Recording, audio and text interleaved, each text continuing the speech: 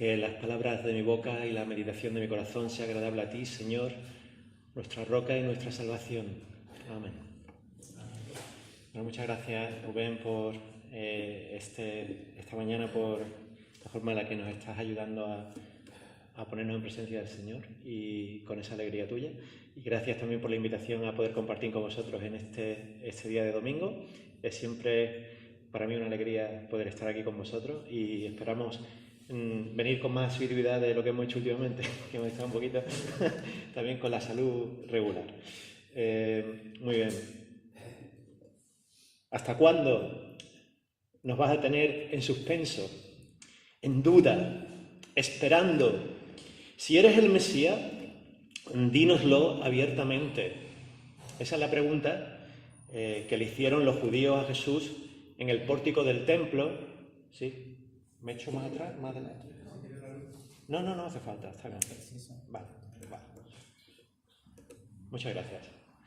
Esa es la pregunta, decía, que le hicieron a Jesús los judíos, nos dice siempre Juan, los judíos, así en tercera persona, ¿no? Como si fueran algo diferente a nuestro Señor. Eran, obviamente, todos los mismos.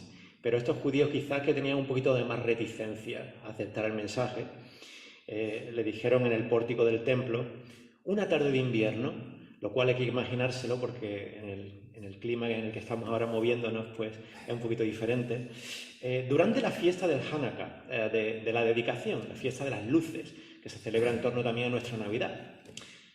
Y esta mañana me siento, me imagino, particularmente generoso y quiero darle a estos judíos el beneficio de la duda y pensar que esta pregunta que le hicieron al rabí de Nazaret la hicieron con una buena intención, verdaderamente, genuinamente interesados en saber quién era Jesús. Y si partimos de esta premisa, detrás de esta pregunta hay muchas cosas. Hay ansias de saber, hay deseos de salir de dudas, hay anhelos contenidos de que venga de una vez el Mesías a liberar por fin la ciudad de Jerusalén, a arreglar todos los problemas que tenían, a traer estabilidad y seguridad y prosperidad a sus habitantes. Todas estas cosas estaban en el fondo de ese ¿hasta cuándo nos vas a tener en vilo? Pero hay otras preguntas que podemos hacer también, evocando esta. ¿Hasta cuándo vamos a tener que esperar, Señor, para que eches a los corruptos del poder, para que pacifiques a los violentos, para que satisfagas a los pobres y a los que pasan hambre, para que hagas de este mundo un lugar más justo? ¿Hasta cuándo tendremos que esperar para que nuestros políticos se interesen más por los problemas reales de las personas y menos por sí mismos y por sus partidos, por sus siglas, por las encuestas? ¿Hasta cuándo tendremos que esperar para que los refugiados que llegan a nuestras costas todos los días sean tratados con verdadera dignidad como personas y no encerrados en prisiones o en centros de internamiento como criminales? ¿Hasta cuándo tendremos que esperar para que los que mandan dediquen más recursos a nuestras escuelas, a nuestros institutos, a nuestras universidades, a nuestros hospitales, a nuestros centros de salud? ¿Hasta cuándo tendremos que esperar para que los jóvenes de nuestro país puedan conseguir trabajos estables, con sueldos dignos? ¿Hasta cuándo tendremos que esperar para que nuestros mayores puedan recibir pensiones que les permitan vivir con un poquito de dignidad? ¿Hasta cuándo vamos a tener que esperar para que las personas nos concienciemos más de que si seguimos en esta religión del consumismo tan salvaje en la que todos somos partícipes, vamos a acabar destruyendo nuestro planeta y nos vamos a acabar destruyendo a nosotros mismos? ¿Hasta cuándo vamos a tener que esperar? Y como los judíos que se acercan a Jesús en el pórtico, me imagino que muchos de nosotros, a menos a veces, vivimos con algunas de estas dudas, de estos anhelos, de estas preguntas. De hecho, las recientes elecciones que hemos tenido en este país, generales, muchas personas han expresado sus anhelos, pero también sus miedos, también disculpadme por la palabra que voy a utilizar, pero cabreo con la clase política.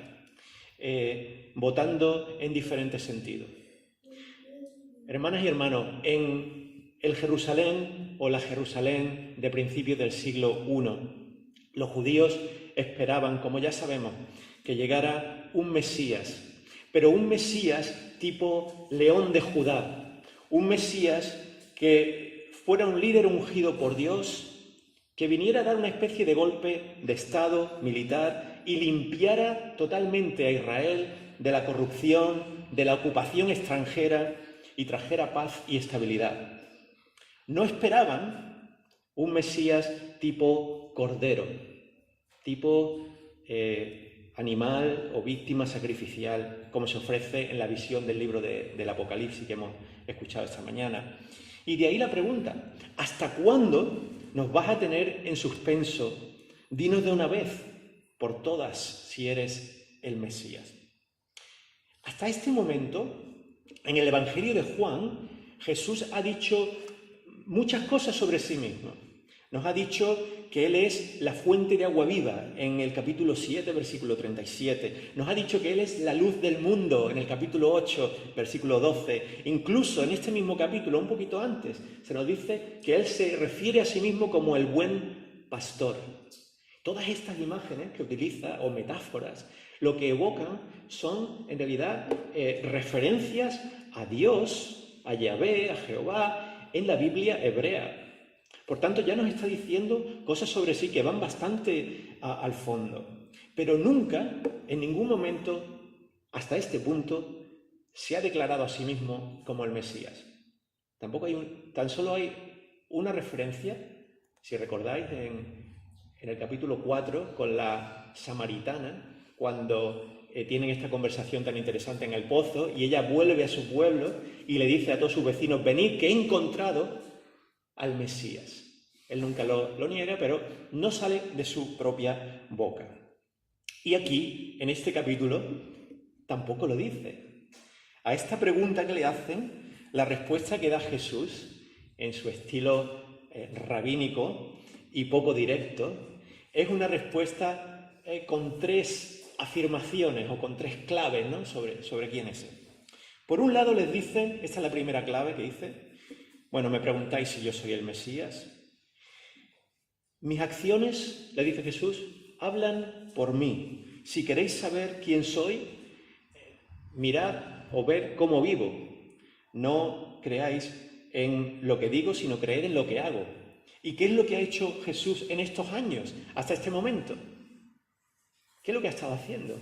Aparte de predicar en sinagogas, en plazas de pueblo, incluso en los montes, Jesús se ha dedicado a sanar enfermos, le ha dado la vista a los ciegos, ha liberado, se dice en el Evangelio, a personas que estaban esclavizadas por espíritus impuros, lo que hoy en día podemos relacionar con personas que tenían ciertas enfermedades de salud mental.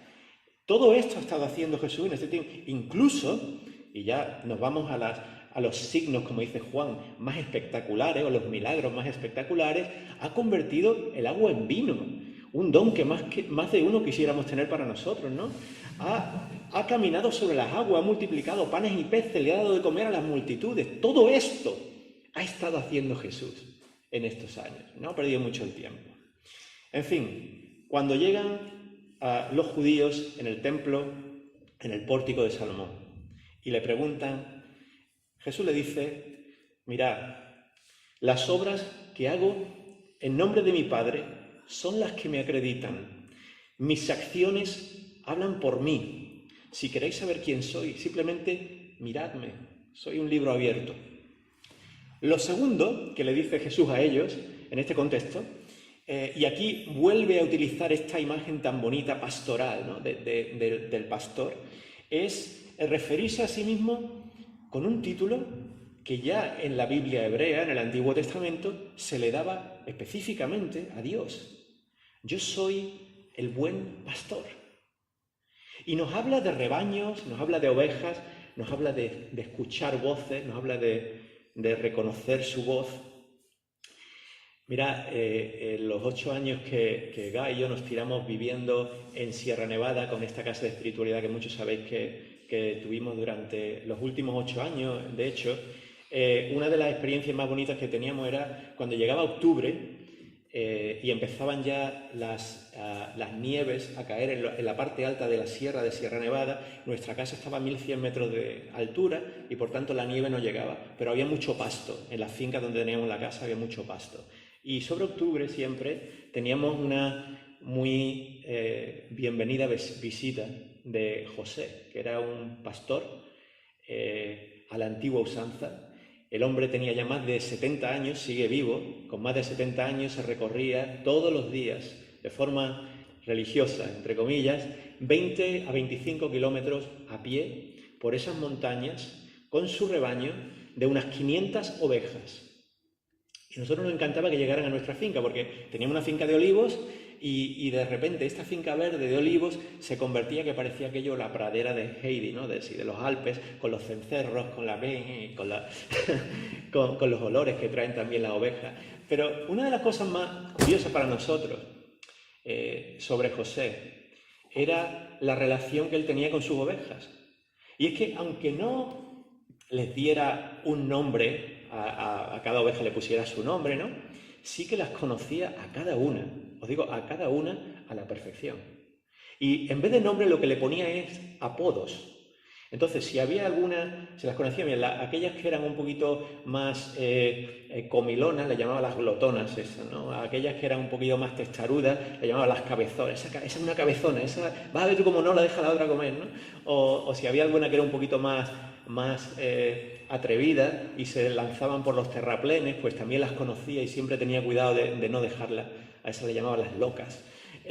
Luego había otras que a lo mejor eran un poquito más, tenían su propia personalidad, porque yo no lo sabía eso hasta que no vi este rebaño. Cada una tenía su personalidad y las conocía por estos motes. Pero también lo que aprendí era, y lo que nos dejaba siempre fascinados, es que todas las ovejas esas reconocían la voz de José, reconocían su voz, reconocían su silbido. Sabéis cómo silban los pastores, ¿no? Reconocían esa voz y sabían cuándo le decía que hiciera una cosa o que hiciera otra. Esta imagen pastoral tan común en nuestra España rural era también muy común en la Palestina de la época de Jesús, y es la que utiliza en este contexto el rabino de Nazaret para decirles algo muy sencillo, y es: vosotros me preguntáis si yo soy el Mesías.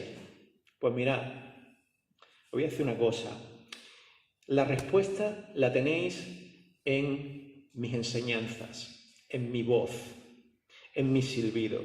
Los que tienen inteligencia espiritual, hoy hablamos de muchos tipos de inteligencia, ¿no? De la inteligencia emocional incluso. Él le dice, los que tienen inteligencia espiritual son capaces de oír mi voz, de oír mis palabras, de oír mis enseñanzas y darse cuenta de forma inmediata de quién soy. Y esto está conectado con esa idea que Jesús repite y machaca tanto en el Evangelio. Solo aquellos que tienen ojos para ver y oídos para oír. Si tenéis ojos para ver y oídos para oír, ¿qué tipo de ojo está hablando? Está hablando de ese sexto sentido de Dios o espiritual, que hace que algunas personas tengan esa sensibilidad, quizás mayor, a reconocer la voz de Jesús.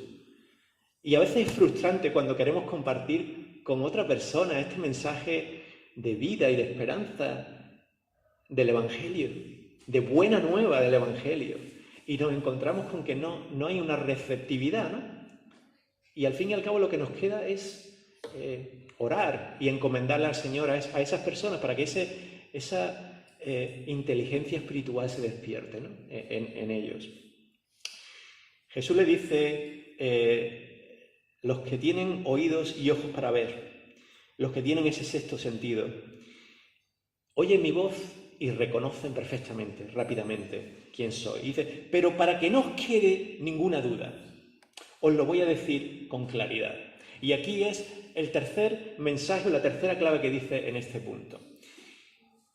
La tercera afirmación de Jesús en el versículo 30, si queréis seguirlo ahí, es la que descoloca completamente a sus oyentes. Jesús les dice, el Padre y yo somos uno. Y aquí Nos ofrece Jesús un destello, nos entreabre una ventana que nos permite ver, aunque solo sea de manera fugaz, ese misterio divino que los teólogos no aciertan a explicar y que los cristianos sencillos vivimos simplemente desde la fe y desde nuestra experiencia de la presencia de Dios en Cristo y en nuestras vidas. Y ese misterio es el que Juan ya nos regalaba como un adelanto al principio de su Evangelio, cuando nos dice: en el principio era el Verbo o la palabra, y el Verbo estaba con Dios, y el Verbo era Dios. Lo mismo que nos cuenta hoy también, en esa visión del libro del Apocalipsis. Sé que tú, Rubén, sabes bastante más que yo del Apocalipsis, pero esa visión que nos da Juan en el Apocalipsis, en la que de repente se nos presenta ahí a esta gran multitud alabando al Cordero que está en el trono y a Dios que está en el trono. Es que están los dos en el mismo trono. Es que es muy difícil distinguir a uno de otro, porque los dos son uno. Los dos son uno. Y aquí está el misterio que le revela Jesús. El Padre y yo somos uno. Es decir, no hay diferencia entre Dios Padre y Dios Hijo. Y si nos ponemos a las mismas, Dios Espíritu. El que ha visto a Jesús ha visto al Padre. El que ha escuchado a Jesús ha escuchado al Padre. El que cree en Jesús cree en Dios Padre. Y ahora, como contraste a este capítulo durante el ministerio de Jesús aquí en la tierra, en el que unos anhelaban saber más sobre quién era Jesús realmente, no sabemos si ese interés, como dijimos al principio, estaba motivado por un deseo de conocer verdaderamente al Maestro de Nazaret o por ponerlo a prueba. Como contraste a ello, digo, el texto del libro del Apocalipsis nos presenta una visión clara, bueno, entre comillas, un poquito más clara, de quién es Jesús. Jesús se nos aparece como el Cordero que está sentado en el trono. El capítulo 7 del Apocalipsis nos da una visión casi épica del cielo en todo su esplendor, con ángeles que revolotean, con tronos luminosos, con ancianos y seres casi fantásticos y con una gran multitud de personas que no se podía contar. Es casi como, los que os guste un poco el arte, como un cuadro del Greco, lleno de luz, lleno de vida, lleno de movimiento, lleno de gente que no para de moverse por todas partes. La única diferencia, claro, es que aquí en el libro del Apocalipsis el autor nos muestra un cielo con más diversidad que los cuadros que tenemos del siglo de oro español, donde todas las caritas pues eran siempre blancas, ¿no? Y eran europeas, españolas incluso, y esa era la visión del momento. Bueno, la multitud está formada, según nos dice aquí Juan en el versículo 9, por personas de todas las naciones, tribus, pueblos y lenguas. Es decir, esto es un cielo internacional, intercultural, donde cabe toda la diversidad humana. ¿Y qué tienen en común esta multitud de personas? Vestidas así de blanco como aparece. Bueno, aparte de que todos están alabando a Dios con unas voces potentes y alegres, lo que tienen en común es que todos han salido victoriosos, y cito ahora versículo 14, de la gran tribulación, y han lavado y blanqueado sus túnicas en la sangre del Cordero. Y fijaros qué curioso. No dice que esta multitud estaba formada por personas que leían la Biblia todos los días o que iban a la iglesia casi todos los domingos o que se llamaban a sí mismos creyentes, etcétera, etcétera. No dicen que esta multitud eran los religiosos de la época o los piadosos de ese momento los que reciben este honor de estar delante del trono de Dios y del Cordero, sino solo aquellos, nos dice Juan, que se han mantenido fieles a Cristo. En muchos casos, en ese periodo de finales del siglo I y siglo II, incluso en medio de la persecución y en medio de la violencia que acababa con su muerte. Se trata de aquellos que se han mantenido firmes en la fe, en la esperanza y en el amor, a pesar de la adversidad, en medio de la noche oscura, como diría San Juan de la Cruz, y hasta, y aquí es lo importante, hasta el final de sus vidas. Es decir, personas que han vivido su compromiso con Dios de forma auténtica, de forma radical, y no solo mediante palabras, sino mediante hechos también. Me ha resultado muy curiosa la cita que tenéis aquí en la puerta de la capilla de la tesis de Lutero, y la cita, ¿quién ha elegido ese póster? Me interesa, ¿sabéis cómo ha llegado hasta ahí? No, bueno, ¿No? fue cuando se fue a celebrar de la Reforma. Sí, durante la Reforma, el 500 aniversario. O se lo sacó José Antonio, pero no recuerdo de Sí. si venía de IE o algo así. Sí. No, lo que me resulta que de las 95 tesis, la que ha cogido es las 94, que viene al hilo de lo que estamos viendo esta mañana, ¿no?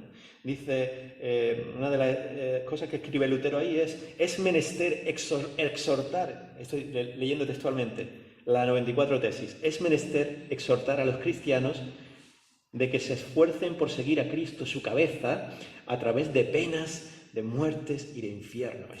Palabras muy del siglo XVI, ¿no?, que encontramos, pero estoy diciendo más o menos lo mismo. Es menester recordarnos que a Cristo lo tenemos que seguir, venga lo que venga en nuestras vidas, a través de los momentos buenos en los que nos sentimos totalmente llenos de felicidad, como estábamos orando esta mañana, pero también cuando pasamos momentos malos. En esas adversidades también tenemos que abrir nuestros ojos y nuestros oídos a la voz de nuestro pastor. Bueno, de hecho, según muchos comentaristas del libro del Apocalipsis, el mensaje de este libro tan complejo a primera vista, porque en realidad no es tan complejo, ¿verdad, Rubén?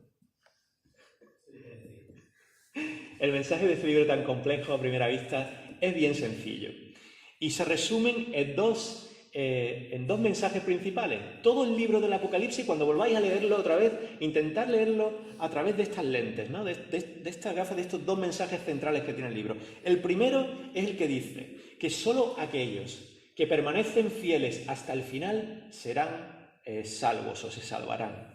Es decir, que la vida es como una carrera de fondo en la que es importante empezar bien, tener una buena carrera con nuestro altibajo como es normal, pero también es muy importante acabar bien.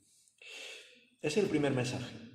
Y el segundo mensaje del libro del Apocalipsis es este, que al final de todo, el bien triunfa sobre el mal. Al final la vida le gana la partida a la muerte. Al final la esperanza vence a la desesperanza. En la lectura del Apocalipsis de esta mañana, en ese capítulo 7, los últimos versículos nos hablan de ese tipo de esperanza. Nos dice, el que está sentado en el trono, versículos 15 y 17, si queréis seguirlo, el que está sentado en el trono les dará refugio en su santuario. ¡Qué imagen más bonita! ¡Qué imagen más reconfortante! Ya no sufrirán hambre ni sed. No los abatirá el sol ni ningún calor abrasador, y de eso sabemos bastante aquí, porque el Cordero que está sentado en el trono los pastoreará, con esa referencia tan preciosa al Salmo 23 que hemos leído juntos esta mañana, y los guiará a fuentes de aguas vivas, y Dios les enjugará toda lágrima de los ojos.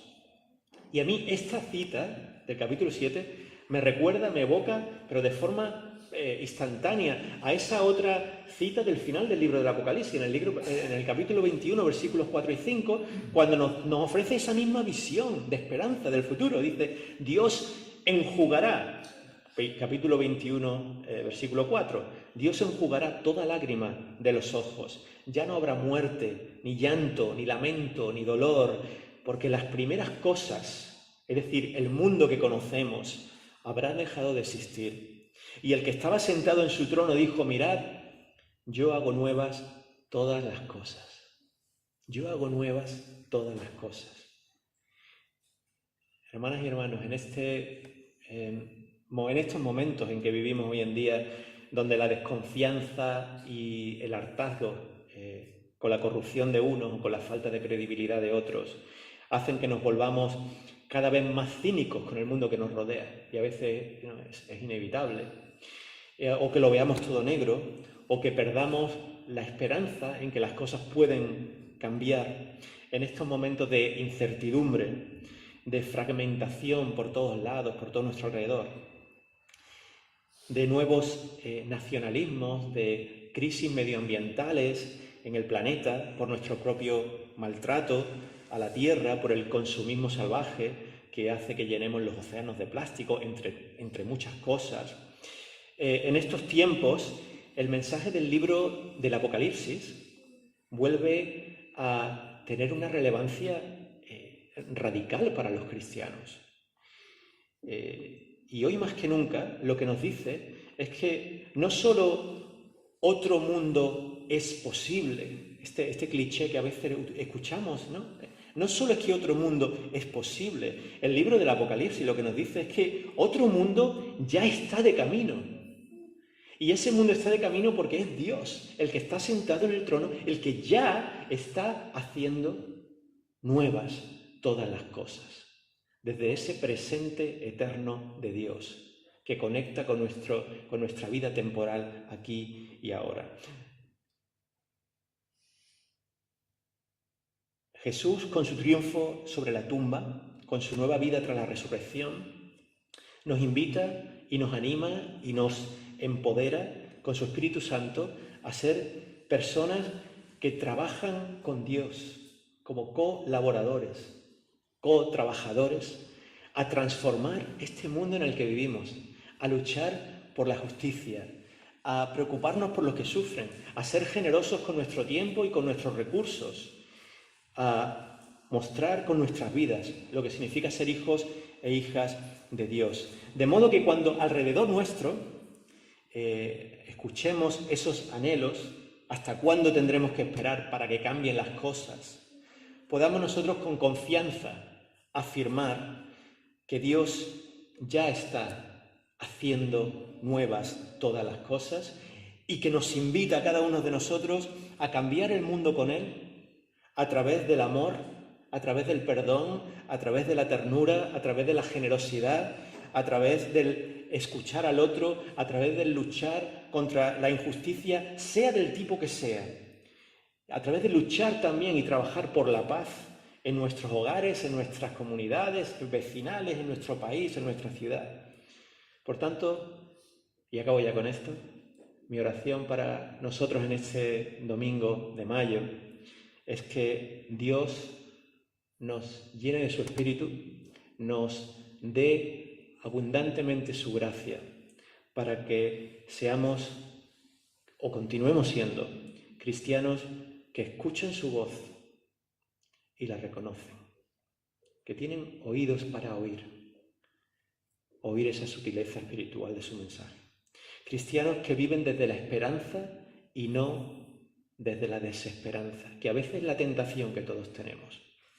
Y que sepamos mantenernos fieles a Cristo en esta carrera de la vida, que nos ha tocado cada uno una vida diferente, única y preciosa, de modo que cuando lleguemos al final podamos acabar bien y con todos esos otros hermanos y hermanas que han pasado por ese trance antes que nosotros, seamos de los que dicen ante el trono de Dios y del Cordero: amén, la bendición y la gloria y la sabiduría y la acción de gracias y la honra y el poder y la fortaleza sean a nuestro Dios por los siglos de los siglos.